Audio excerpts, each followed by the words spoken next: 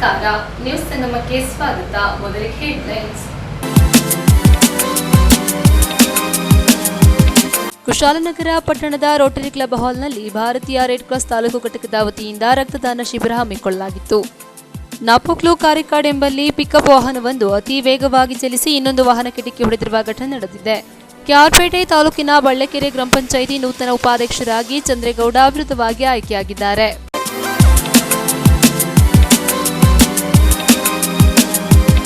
Kids world play home 2024-25ನೇ ಸಾಲಿನ ದಾಖಲಾತಿ ಆರಂಭವಾಗಿದೆ.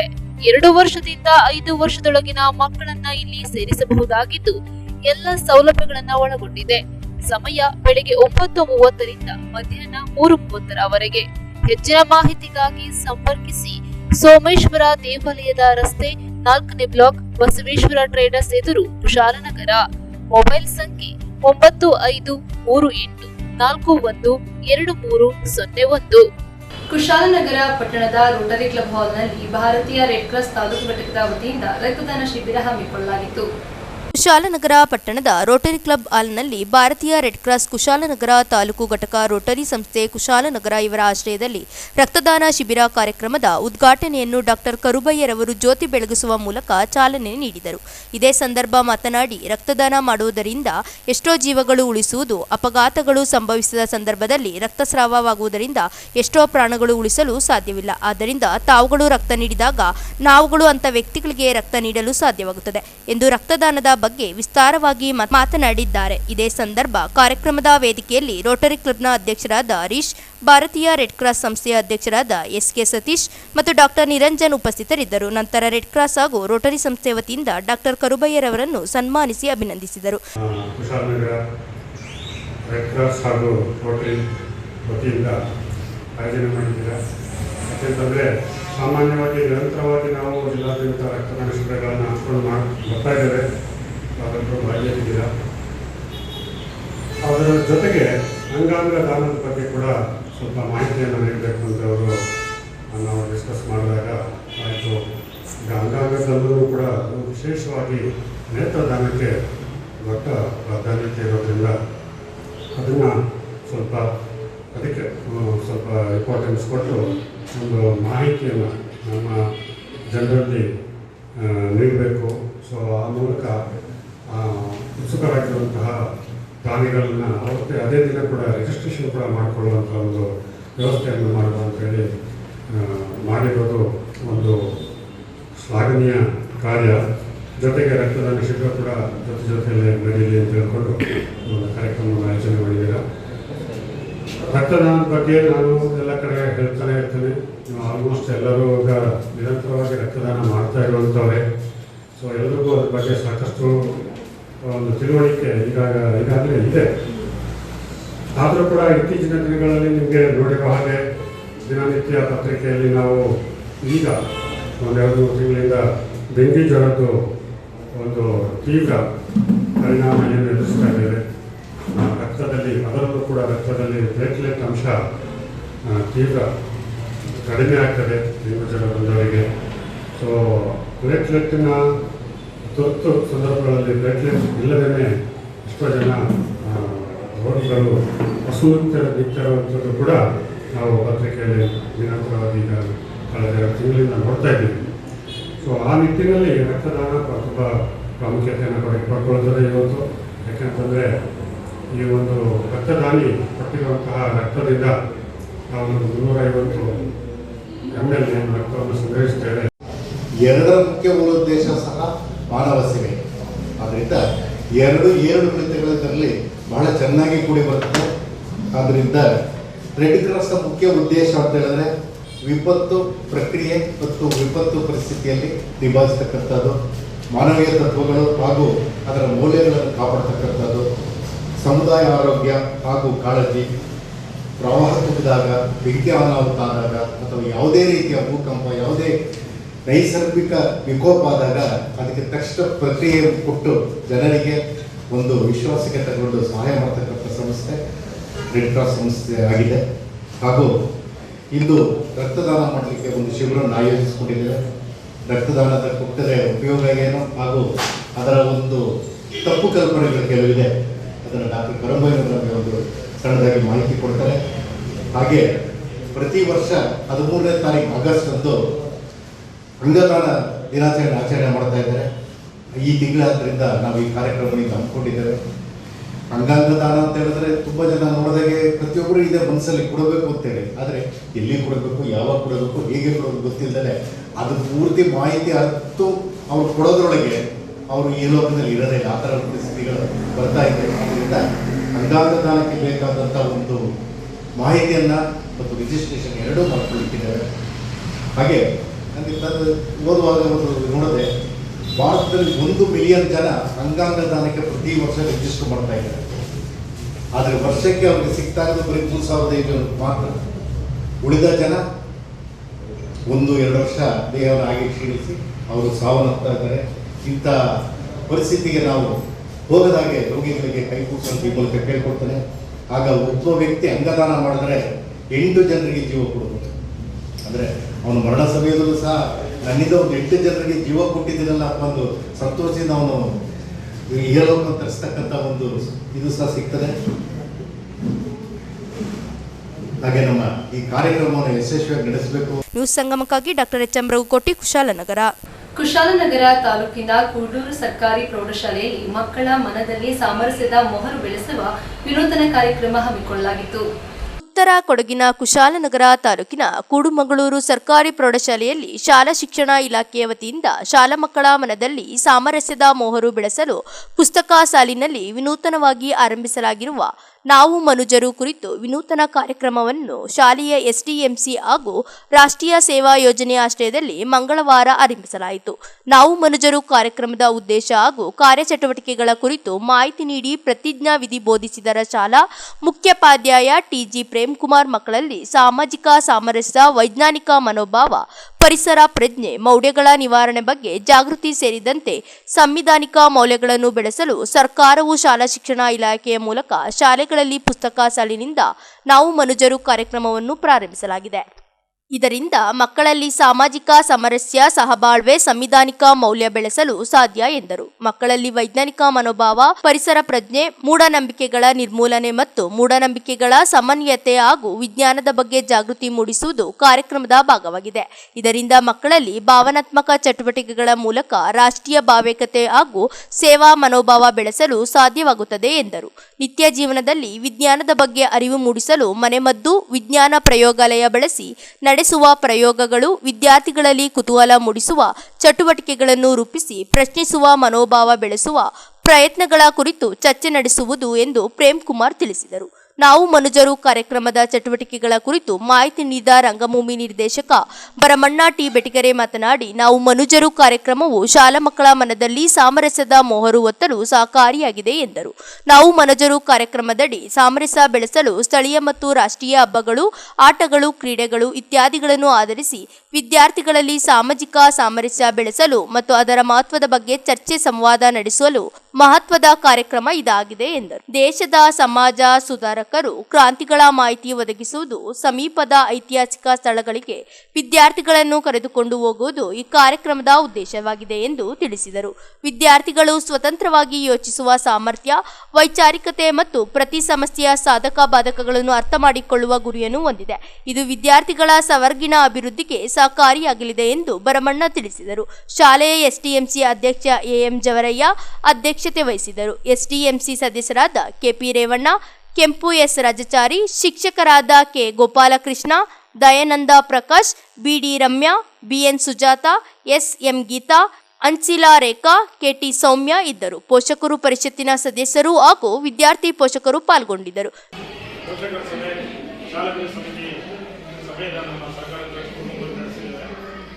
ಸರ್ಕಾರದ ಈ ವರ್ಷ 2024-25 ಸಾಲಿನ ಒಂದು ವಿನೂತನ ಕಾರ್ಯಕ್ರಮ ಶಾಲೆಗಳಲ್ಲಿ ನಾವು ಮನುಷ್ಯರು ಮಕ್ಕಳ ಮನದಲ್ಲಿ ಸಾಮರಸ್ಯದ ಮೊಹರು. ಅಂದರೆ ನಾವೆಲ್ಲ ಮಕ್ಕಳು ನಮ್ಮ ಜಾತಿ ಮತ ಬಿಟ್ಟು ನಾವೆಲ್ಲರೂ ಒಂದೇ.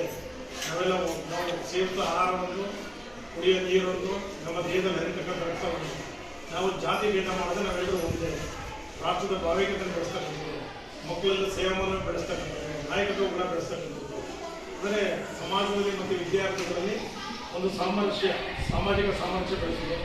ಅವರಲ್ಲಿ ಮೂಢನಂಬಿಕೆ ವಿರುದ್ಧ ಒಂದು ಪ್ರಜ್ಞೆ ಮೂಡಿಸ್ತಕ್ಕಂಥದ್ದು, ವೈಜ್ಞಾನಿಕ ಮನೋಭಾವ ಬೆಳೆಸ್ತಕ್ಕಂಥದ್ದು, ಹಾಗೆಯೇ ಮಕ್ಕಳಲ್ಲಿ ಏನೋ ಮೌಢ್ಯಗಳು ನಿವಾರಣೆ ಮಾಡಲಿಕ್ಕೆ ಹಲವಷ್ಟು ಕಾರ್ಯಕ್ರಮವನ್ನು ಕೊಡ್ತಕ್ಕಂಥದ್ದು. ಆಮೇಲೆ ನಮ್ಮ ಹಳ್ಳಿಯಲ್ಲಿ ನಾಟಿ ವೈದ್ಯರಿಂದ ಮನೆ ಮಕ್ಕಳೆಲ್ಲ ಕೊಡ್ತಾರೆ, ಅದರ ಬಗ್ಗೆ ಕೊಡ್ತಕ್ಕಂಥ ಸ್ಥಳೀಯ ಔಷಧಿಗಳ ಬಗ್ಗೆ ಪರಿಚಯ ಮಾಡೋದು, ಸಂವಿಧಾನದ ಮೌಲ್ಯಗಳನ್ನು ಅರಿವು ಮಾಡಿಸ್ತಕ್ಕಂಥದ್ದು. ಹಾಗೆಯೇ ಮಕ್ಕಳಿಗೆ ಚಟುವಟಿಕೆ ಪ್ರಾಜೆಕ್ಟ್ ಎಲ್ಲ ಕೊಡ್ತಾರೆ, ಶಾಲೆಯಲ್ಲಿ ಚಟುವಟಿಕೆ ಆಧಾರಿತ ಕೆಲವು ಕೆಲಸ ಕೊಡ್ತಾರೆ. ಇದು ಸರ್ಕಾರ ಈ ವರ್ಷದಿಂದ ವಾರದಲ್ಲಿ 2 ಗಂಟೆಗಳ ಕಾಲ ನೈತಿಕ ಶಿಕ್ಷಣ ಏನಿತ್ತು ಹಿಂದೆ ಅದೇ ರೀತಿಯಲ್ಲಿ ಮಕ್ಕಳಲ್ಲಿ ಒಂದು ಹೊಸ ಕಾರ್ಯಕ್ರಮವನ್ನು ಸರ್ಕಾರ ಆರಂಭ ಮಾಡಿದೆ. ಅದನ್ನು ನಮ್ಮ ಶಾಲೆಯಲ್ಲಿ ಇವತ್ತು ಆರಂಭ ಮಾಡಿ ಚಾಲನೆ ಕೊಡ್ತಾ ಇದ್ವಿ. ಈ ಕುರಿತು ನಮ್ಮ ಶಾಲೆಯ ಶಿಕ್ಷಕರು ನಿಯಮಿತವಾಗಿ ತರಗತಿಗಳಲ್ಲಿ ಮತ್ತು ಬೇರೆ ಬೇರೆ ಶಾಲೆ ಅಥವಾ ಸಂಪರ್ಕ ಬೇರೆ ಬೇರೆ ಅವ್ರು ಕರೆಸಿ ಅವರಿಂದ ಮಕ್ಕಳಿಗೆ ಮಾಹಿತಿ ಕೊಡ್ತೀವಿ. ಹಾಗೆ ನೀವು ಕೂಡ ಬಂದು ಈ ಒಂದು ಕಾರ್ಯಕ್ರಮವನ್ನು ವಿಷಯಗೊಳಿಸಬೇಕು. ಈ ಮೂಲಕ ಮಕ್ಕಳಲ್ಲಿ ಉತ್ತಮ ಮೌಲ್ಯಗಳನ್ನು ತಿಳಿಸುವ ಮೂಲಕ ಅವರಲ್ಲಿ ನಾವು ಮನುಷ್ಯರು we are all human beings ಅಂತ ನಾವೆಲ್ಲರೂ ಒಂದೇ ಅನ್ನೋದಕ್ಕೋಸ್ಕರ ಇರ್ತಕ್ಕಂಥ ಒಂದು ಒಳ್ಳೆ ಕಾರ್ಯಕ್ರಮ. ಅದನ್ನು ಚಾಲನೆಯನ್ನು ನಮ್ಮ ಹರಮನ ಭೇಟಿಗೆ ಕೊಡ್ತಾರೆ. ಅವರು ಈ ಕುರಿತು 2 ಮಾತುಗಳನ್ನು ಹೇಳ್ತಾರೆ. ಅನಂತರ ನಾವೆಲ್ಲರೂ ಇದನ್ನು ಸೇರಿ ಇದಕ್ಕೆ ಸಹಕರಿಸಬೇಕು ಅಂತ ನಾವು ಮಾಡ್ಕೊಳ್ತೇವೆ. ಪೋಷಕರು ಸಾಂಸ್ಕೃತಿಕದಿಂದ ಸಂಸ್ಕಾರ ಬರ್ತೈತಿ ಅಂತ ಹೇಳ್ತಾರೆ. ಸಾಂಸ್ಕೃತಿಕದಿಂದ ಸಂಸ್ಕಾರ ಈ ಕಡೆ ಗಮನ ಕೊಡಿ. ಈ ಮನುಜ ಅನ್ನೋದಕ್ಕೆ ಒಂದು ಎಕ್ಸಾಂಪಲ್ ಇದು. ಸಾಂಸ್ಕೃತಿಕದಿಂದ ಸಂಸ್ಕಾರ ಬರ್ತೈತಿ. ಆತ್ಮ ಸಂಸ್ಕಾರ ಇಲ್ಲದ ಮನುಷ್ಯ ಕಾನನನ್ನ ಬೆಳೆದಿದ್ದಂತೆ ನಿಷ್ಫಲ, ವೇಸ್ಟ್ ಅಂತ ಹೇಳ್ತಾ ಇದ್ದಾನೆ. ಕಾಡಿನ ಬೆಳೆದಿದ್ದಲ್ಲಿ ಏನನ್ನು ಸಾಧಿಸಬಹುದು? ಆ ಬೆಳೆದಿಂಗಳ ಬೆಳಕು ಎಲ್ಲಿರ್ತೈತಿ ಅದನ್ನ ಅನುಭವಿಸಿದಾಗ ಮಾತ್ರ ಬೆಳಕನ್ನ ನಾವು ಸ್ವೀಕರಿಸಕ್ಕೆ ಸಾಧ್ಯ, ಅನುಭವ ಕೊಡಕ್ಕೆ ಸಾಧ್ಯ. ಇಲ್ಲಿ ನಾವು ಮನುಷ್ಯತ್ವ ಅನ್ನೋದು ಹೇಗಿರ್ತೈತೆ ಅಂತ ಹೇಳ್ಬೇಕಂತಂದ್ರೆ ಕೆಲವು ವಿಚಾರಗಳನ್ನ ನಾವು ಇಲ್ಲಿ ಸ್ವಲ್ಪ ಮಾತನಾಡಬೇಕು ಅನಿಸ್ತಾ ಇದೆ. ಈ ದೇಶದಲ್ಲಿ ಒಂದೇ ಒಂದು ಸಂಸ್ಕಾರದ ಶಾಲೆ ಇದೆ ನೋಡಿ. ಒಂದೇ ಒಂದು ಸಂಸ್ಕಾರದ ಶಾಲೆ ಅಂತ ಯಾರಾದ್ರೂ ತೆರೆದಿದ್ದಾರೆ?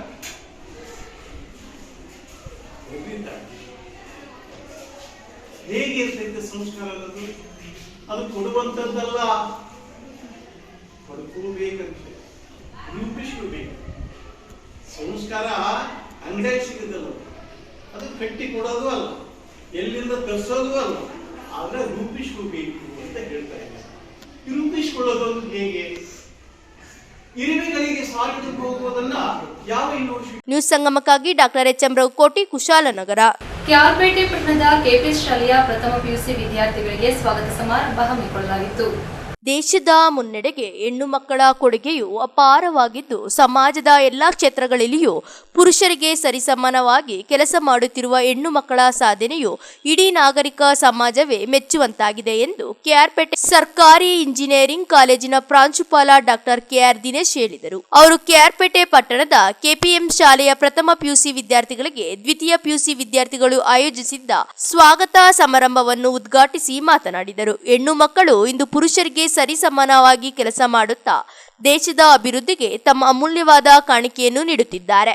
ಮಹಿಳೆಯರು ತಮ್ಮಲ್ಲಿನ ಕೀಳರಿಮೆಯನ್ನು ಅಳಿಸಿ ಹಾಕಿ ಆತ್ಮವಿಶ್ವಾಸದಿಂದ ಮುನ್ನಡೆದು ಶಿಕ್ಷಣದ ಜ್ಞಾನದ ಬೆಳಕಿನ ಶಕ್ತಿಯ ಮೂಲಕ ಸಾಧನೆ ಮಾಡಬೇಕು. ಅನ್ಯಾಯ, ಅಕ್ರಮ, ಮೂಢನಂಬಿಕೆ ಹಾಗೂ ಸಾಮಾಜಿಕ ಕಟ್ಟುಪಾಡುಗಳ ನಿರ್ಮೂಲನೆಗೆ ಸಂಘಟಿತರಾಗಿ ಹೋರಾಟ ಮಾಡಬೇಕು ಎಂದು ದಿನೇಶ್ ಕರೆ ನೀಡಿದರು. ಕೆಪಿಎಂ ಶಾಲೆಯ ಪದವಿ ಪೂರ್ವ ಕಾಲೇಜಿನ ಪ್ರಾಂಶುಪಾಲ ಡಿಬಿ ಸತ್ಯ ಕಾರ್ಯಕ್ರಮದ ಅಧ್ಯಕ್ಷತೆಯನ್ನು ವಹಿಸಿ ಮಾತನಾಡಿ, ಹೆಣ್ಣು ಮಕ್ಕಳು ತಮ್ಮ ಕುಟುಂಬ ಸೇರಿದಂತೆ ಇಡೀ ಸಮಾಜವನ್ನು ಮುನ್ನಡೆಸುತ್ತಿದ್ದು ರಾಷ್ಟ್ರದ ಶಕ್ತಿಯಾಗಿದ್ದಾರೆ ಎಂದು ಹೇಳಿದರು. ಕ್ಷೇತ್ರ ಶಿಕ್ಷಣಾಧಿಕಾರಿ ಆರ್ಎಸ್ ಸೀತಾರಾಮ್, ಪ್ರೌಢಶಾಲೆ ವಿಭಾಗದ ಉಪಪ್ರಾಂಶುಪಾಲ ತಿಮ್ಮೇಗೌಡ, ಕಾಲೇಜು ಅಭಿವೃದ್ಧಿ ಸಮಿತಿಯ ಉಪಾಧ್ಯಕ್ಷ ವಾಸುದೇವ, ಉಪನ್ಯಾಸಕರಾದ ಪುಲಿಂಗೇರಯ್ಯ, ದಿನೇಶ್, ಗಂಗಾಧರಯ್ಯ, ಹಿರಿಯ ಪ್ರಾಥಮಿಕ ಶಾಲೆಯ ಮುಖ್ಯ ಶಿಕ್ಷಕಿ ಕುಪ್ಪಳ್ಳಿ ಮಂಜುಳಾ ಸೇರಿದಂತೆ ವಿದ್ಯಾರ್ಥಿಗಳು, ಪೋಷಕರು ಭಾಗವಹಿಸಿದರು.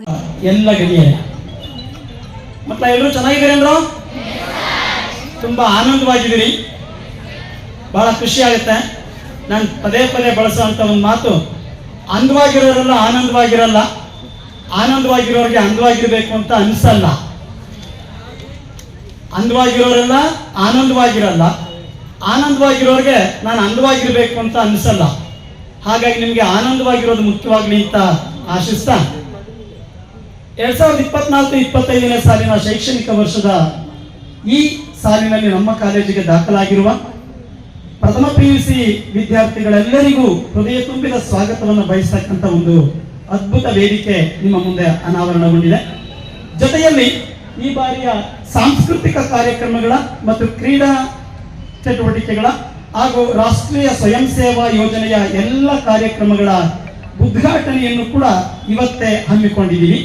ಹಾಗಾಗಿ ತಮ್ಮೆಲ್ಲರಿಗೂ ಈ ಒಂದು ಕಾರ್ಯಕ್ರಮಕ್ಕೆ ಹೃದಯಪೂರ್ವಕವಾಗಿ ಸ್ವಾಗತವನ್ನು ಬಯಸ್ತಾ ಪ್ರಾಸ್ತಾವಿಕವಾಗಿ ಮಾತಾಡಬೇಕಾದಂತ ಒಂದೆರಡು ಅಂಶಗಳೇನು ಅಂದ್ರೆ, ಈ ಬಾರಿ ನಮ್ಮ ಕಾಲೇಜಿಗೆ ಅತಿ ಹೆಚ್ಚಿನ ದಾಖಲಾತಿಯಾಗಿರುವ ನಮ್ಮೆಲ್ಲರಿಗೂ ಕೂಡ ಹೆಮ್ಮೆಯ ವಿಷಯ.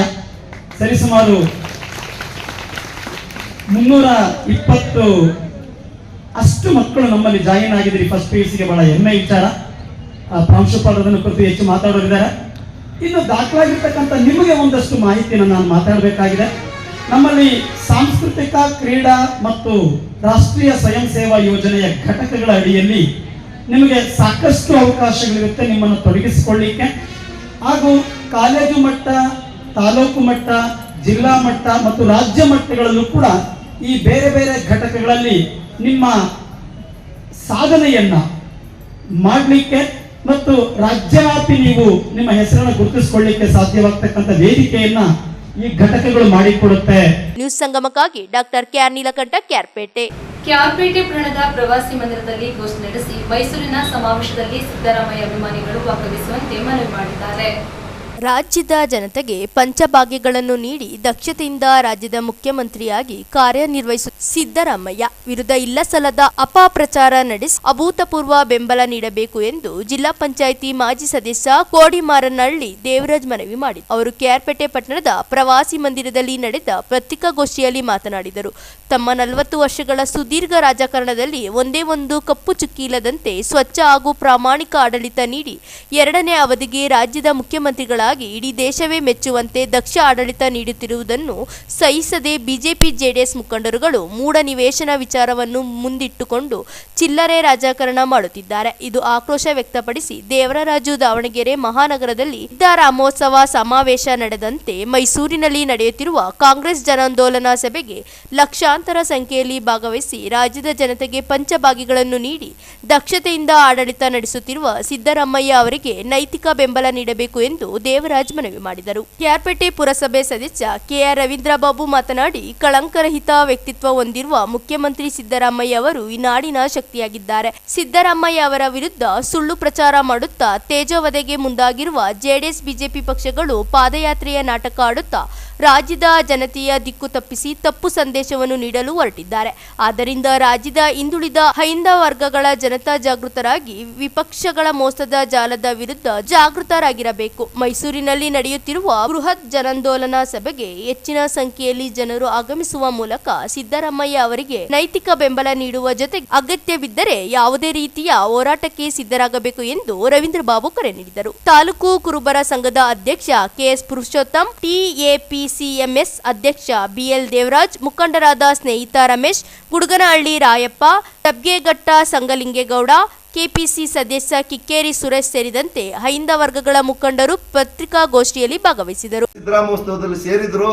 ಅದೇ ರೀತಿ ಸ್ವಂತ ಅವರವರ ವೈಯಕ್ತಿಕ ಹಣದಲ್ಲಿ ಅವತ್ತು ಎಲ್ಲರೂ ಸೇರಿ ಅವತ್ತು ಒಂದು ಒಳ್ಳೆಯ ಕಾರ್ಯಕ್ರಮ ಕೊಟ್ಟು ಬಿಜೆಪಿ ಮತ್ತು JDSನವ್ರಿಗೆ ಏನು ತಿಳುವಳಿಕೆ ಹೇಳಬೇಕು ಅದನ್ನು ನಮ್ಮ ನಾಯಕರುಗಳು ಹೇಳ್ತಾರೆ. ಅವತ್ತು ಹೆಚ್ಚಿನ ರೀತಿಯಲ್ಲಿ ಈ ತಾಲೂಕಿನಲ್ಲಿ, ಹೆಚ್ಚಿನ ರೀತಿಯಲ್ಲಿ ಈ ಜಿಲ್ಲೆಯಲ್ಲಿ ಎಲ್ಲ ಈ ತಾಲೂಕಿನಲ್ಲೂ ಸದಾ ಅವ್ರದೇ ಆದ ಅಭಿಮಾನಿಗಳು ತುಂಬ ಜನ ಇದ್ದಾರೆ. DK ಶಿವಕುಮಾರ್ಗೆ ಮತ್ತು ಸಿದ್ದರಾಮಯ್ಯ ಅವ್ರಿಗೆ ಅವರ ಅಭಿಮಾನಿಗಳೆಲ್ಲ ಸ್ವಯಂಕೃತವಾಗಿ ದಾವಣಗೆರೆ ಬಂದ ರೀತಿಯಲ್ಲಿ 9ನೇ ತಾರೀಕು ಬರಬೇಕು ಅಂತ ಈ ಮೂಲಕ ತಾಲೂಕಿನಲ್ಲಿರುವಂಥ ಎಲ್ಲ ಅಭಿಮಾನಿಗಳಿಗೆ ಕೈ ಮುಗಿದು ಕೇಳಿಕೊಳ್ಳುತ್ತಾ, ಹಾಗೂ 9ನೇ ತಾರೀಕು ಕಳೆದ ನಂತರ ರಾಜ್ಯಪಾಲರೇನಾರು ಮತ್ತೆ ಇದೇ ರೀತಿ ಮುಂದುವರೆದ್ರೆ TB ಸರ್ಕಲಲ್ಲಿ ರಸ್ತೆ ತಡೆ ಚಳುವಳಿನೂ ಮಾಡ್ತಾ ಈ ತಾಲೂಕಿನ ಎಲ್ಲ ಪ್ರತಿ ಹಳ್ಳಿಯಿಂದ ಅಭಿಮಾನಿಗಳನ್ನ ಕರೆಸಿ ರಸ್ತೆ ತಡೆ ಮಾಡಿ ಉಗ್ರ ಹೋರಾಟ ಮಾಡಿ ಕ್ಯಾರ್ಪೇಟೆ ಬಂದ್ಗೆ ನೀಡಲು ಕರೆ ಕೊಡಬೇಕಾಗುತ್ತೆ ಅಂತ ಈ ಮೂಲಕ ಎಚ್ಚರಿಕೆಯನ್ನು ನೀಡ್ತಾ ಇದ್ದೀವಿ.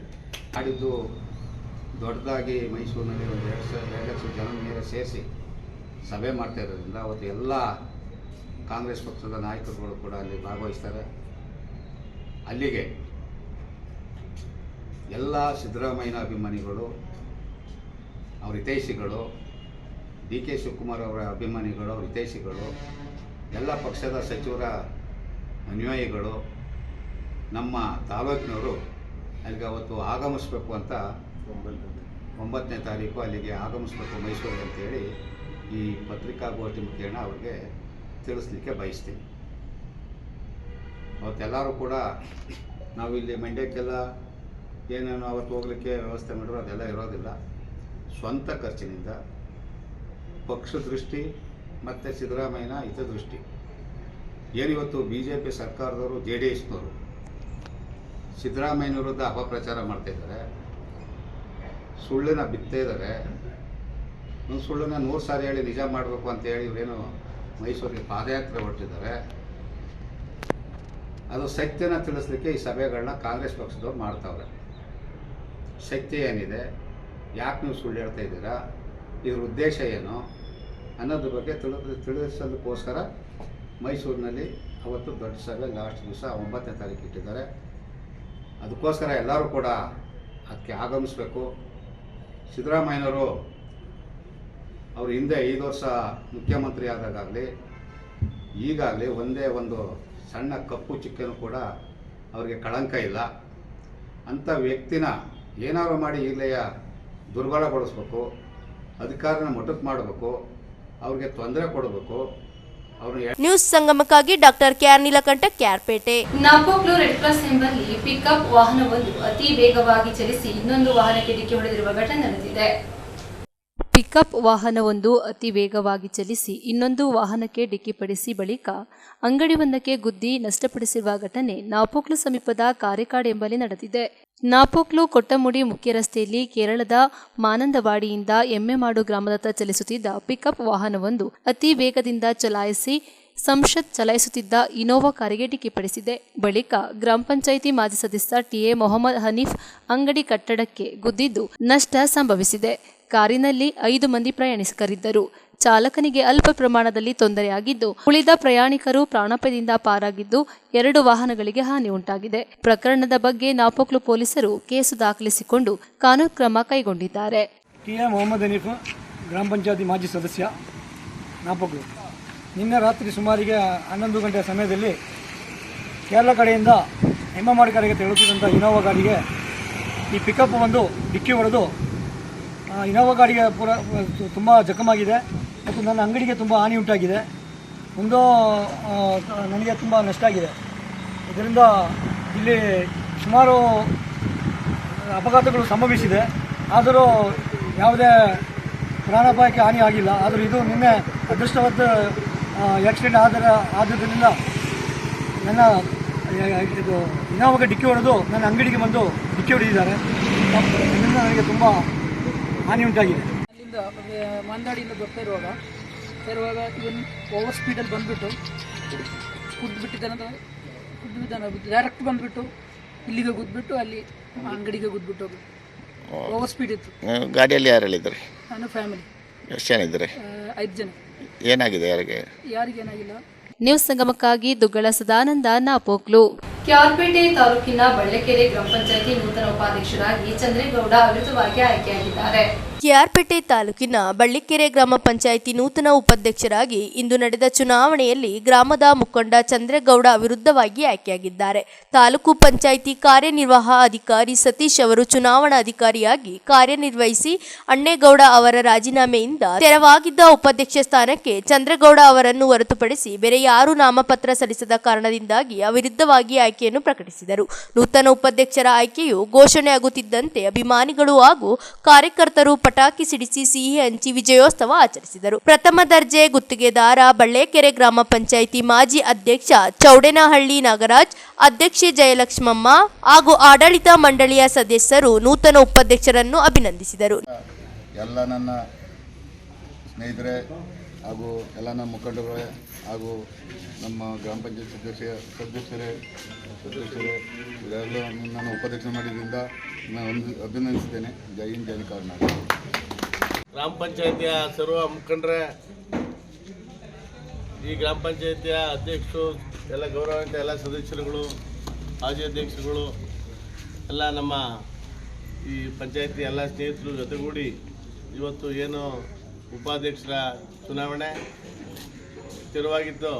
ಈ ಹಿಂದಿನ ಉಪಾಧ್ಯಕ್ಷರು ಅಣ್ಣೇಗೌಡರು ಕಾರ್ಯನಿರ್ವಹಿಸಿ ಅವರು ಮಾತಿನಾಗೆ ಒಡಂಬಡಿಕೆಗೆ ಏನು ರಾಜೀನಾಮೆಯನ್ನು ಸಲ್ಲಿಸಿ ಈ ದಿನ ಉಪಾಧ್ಯಕ್ಷ ಸ್ಥಾನಕ್ಕೆ ಸಮಯ ನಿಗದಿಯಾಗಿದ್ದು, ಈ ಉಪಾಧ್ಯಕ್ಷ ಸ್ಥಾನಕ್ಕೆ ನಮ್ಮ ಬಳ್ಳೆಕೆರೆ ಗ್ರಾಮ ಪಂಚಾಯಿತಿಯ ನಮ್ಮ ಬಳ್ಳೆಕೆರೆ ಗ್ರಾಮದ ಮಾನ್ಯ ಚಂದ್ರೇಗೌಡರು ಒಬ್ಬರು ನಾಮಪತ್ರ ಸಲ್ಲಿಸುವ ಮುಖೇನ ಅದಕ್ಕೆ ಎಲ್ಲ ಆಡಳಿತ ಎಲ್ಲ ಗ್ರಾಮ ಪಂಚಾಯತಿ ಎಲ್ಲ ಸರ್ವ ಸದಸ್ಯರು ಮತ್ತು ಎಲ್ಲ ನಮ್ಮ ಗ್ರಾಮ ಪಂಚಾಯತಿಯ ಎಲ್ಲ ಮುಖಂಡರು ಎಲ್ಲರೂ ಒಗ್ಗೂಡಿ ಅವಿರೋಧವಾಗಿ ಆಯ್ಕೆ ಮಾಡಿದ್ದಾರೆ.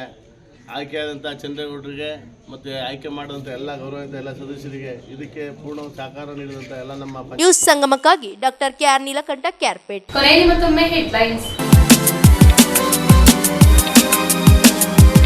ಕುಶಾಲನಗರ ಪಟ್ಟಣದ ರೋಟರಿ ಕ್ಲಬ್ ಹಾಲ್ನಲ್ಲಿ ಭಾರತೀಯ ರೆಡ್ ಕ್ರಾಸ್ ತಾಲೂಕು ಘಟಕದ ವತಿಯಿಂದ ರಕ್ತದಾನ ಶಿಬಿರ ಹಮ್ಮಿಕೊಳ್ಳಲಾಗಿತ್ತು. ನಾಪೋಕ್ಲು ಕಾರಿಕಾಡ್ ಎಂಬಲ್ಲಿ ಪಿಕಪ್ ವಾಹನವೊಂದು ಅತಿ ವೇಗವಾಗಿ ಚಲಿಸಿ ಇನ್ನೊಂದು ವಾಹನಕ್ಕೆ ಡಿಕ್ಕಿ ಹೊಡೆದಿರುವ ಘಟನೆ ನಡೆದಿದೆ. ಕ್ಯಾರ್ಪೇಟೆ ತಾಲೂಕಿನ ಬಳ್ಳೆಕೆರೆ ಗ್ರಾಮ ಪಂಚಾಯಿತಿ ನೂತನ ಉಪಾಧ್ಯಕ್ಷರಾಗಿ ಚಂದ್ರೇಗೌಡ ಅವಿರೋಧವಾಗಿ ಆಯ್ಕೆಯಾಗಿದ್ದಾರೆ.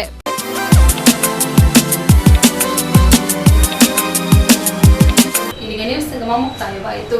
ಸುದ್ದಿ, ಮಾಹಿತಿ, ಮನೋರಂಜನೆಗಾಗಿ ನೋಡ್ತಾ ಇರಿ ಸಂಗಮ ಟಿವಿ. ವಂದನೆಗಳೊಂದಿಗೆ ಸುಪ್ರೀತಾ ಎಲ್ಲೆ.